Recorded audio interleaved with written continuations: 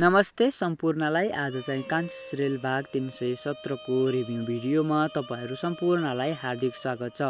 तपाईहरुले चाहिँ कान्छी सिरियल कहाँदेखि हेर्दै गर्नुहुन्छ कमेन्ट गर्नु होला। साथै कान्छी सिरियललाई मन पराउनुहुन्छ भने भिडियोलाई एक लाइक गर्न चाहिँ नबिर्सनु होला। साथै च्यानलमा नयाँ हुनुहुन्छ भने च्यानललाई पनि सब्स्क्राइब गरेर बेल नोटिफिकेसन आइकनलाई पनि अन गर्न चाहिँ नबिर्सनु होला।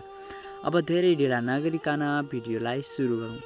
कान्छीले चाहिँ जुन सागरलाई अपराधीबाट मुक्त गराउनको लागि एउटा जुन त्यो गुण्डासँग भएको भिडियोको क्लिप रहेको छ, जुन एउटा पेनड्राइभमा कैद भएर राखिएको एउटा भिडियो थियो, त्यो भिडियो लिएर चाहिँ त्यहाँबाट त्यो गुण्डालाई त्यहीँनिर कुटेर चाहिँ त्यहाँबाट भाग्न सफल भएर चाहिँ उनी त्यहाँबाट आफ्नो त्यो गार्डको गुण्डाहरू लगायत सम्पूर्ण त्यो गुण्डाहरूलाई छलेर चाहिँ त्यहाँबाट चाहिँ रातको अवस्थामा उनी त्यहाँबाट निक्लिन्छन् र यताउता भौतारिँदै पनि त्यो गुण्डाले चाहिँ आफ्नो केटाहरूलाई लगाएर कान्छीलाई खोज्नको लागि सबै केटाहरूलाई पछाडि लगाइदिएको थियो र त्यस पछाडि चाहिँ कान्छी भाग्दै गरेको क्रममा पनि ती गुण्डाहरूले चाहिँ एकजना गुण्डाले पछाडिबाट कान्छीलाई आक्रमण गर्छन् र